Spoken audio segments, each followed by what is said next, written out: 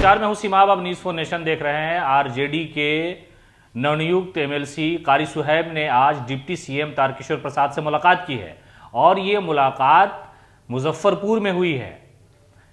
कुल मिलाकर के कहा जाता है कि बीजेपी और आरजेडी सबसे बड़ी सियासी दुश्मन है। एक दूसरे के खिलाफ लगातार पार्टी के जो लोग हैं वो हमला करते रहे हैं। सरकार की पॉलिसी हो या जनता से जुड़े हुए मुद्दे हों, इसको लेकर के दोनों पार्टियों के नेता एक दूसरे पर इल्जाम लगाते रहे। खासतौर से बीजेपी के कई बड़े नेता तो लालू प्रसाद यादव के खिलाफ लगातार हमलावर रहे हैं, तो आरजेडी के लोग भी बीजेपी के ज्यादातर नेताओं के खिलाफ आवाज उठाते रहे। लेकिन एक आज ऐसी मुलाकात हुई है जिसमें शायद सियासत कम हो, लेकिन ये जो तस्वीर है आप देखिए कि किस तरह से आरजेडी के एमएलसी कारी सुहैब, जो तेजस्वी यादव के भी करीबी बताए जाते हैं, वो डिप्टी सीएम यानी बीजेपी के सीनियर लीडर तारकिशोर प्रसाद से मुलाकात कर रहे हैं और बगल में बैठ करके बातचीत कर रहे हैं। कुछ ऐसे कागजात हैं जिस पर इन दोनों नेताओं के बीच सलाह मशविरा हो रहा है। इससे पहले जब बिहार विधान परिषद के एनेक्सी हॉल में शपथ ग्रहण समारोह चल रहा था, उसके बाद डिप्टी सीएम ने कारी सुहैब को आशीर्वाद भी दिया था और उस वक्त कारी सुहैब ने उनका शुक्रिया अदा किया था।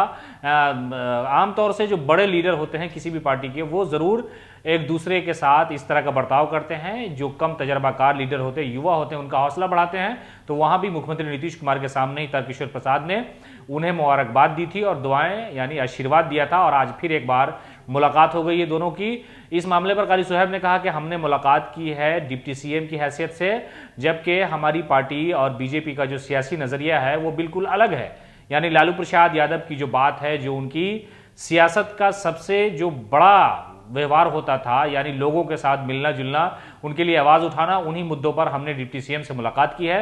यानी मुजफ्फरपुर में जो फुटपाथ दुकानदार थे उन्हें डीएम ने कुछ दिनों पहले हटाने का निर्देश दिया था और उन सारे लोगों को वहां से उजाड़ दिया गया था। यानी 40,000 से ज्यादा लोग जो छोटे मोटे कारोबार से जुड़े थे, ठेला लगाया करते थे, रिक्शा चालक जो शाम के टाइम दुकानें लगाते थे, चाय की दुकानें होती थी, जो गरीब लोग आमतौर से अपनी जिंदगी गुजारने के लिए छोटा मोटा कारोबार करते थे, उनको हटा दिया गया था। और हाईकोर्ट में जब ये मामला गया तो मुजफ्फरपुर प्रशासन ने यह भी वादा किया था कि 15 दिनों के अंदर इन लोगों के लिए वैकल्पिक इंतजाम किया जाएगा, उनको कोई ऐसी जगह दी जाएगी ताकि वहां वो अपना कारोबार शुरू कर सके। लेकिन काफी दिन गुजर जाने के बाद अब तक इस पर किसी तरह की कोई कार्रवाई नहीं हुई है।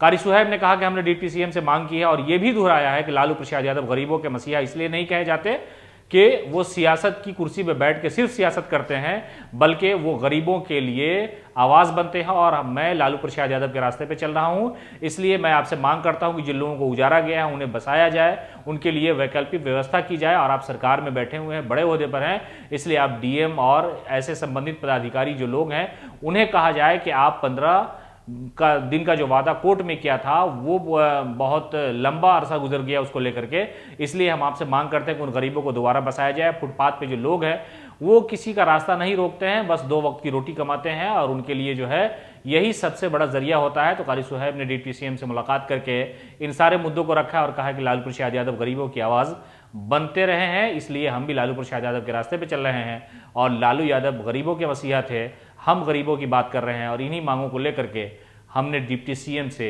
मुलाकात की है। लगातार अपडेट के लिए आप बने रहें हमारे साथ। नमस्कार।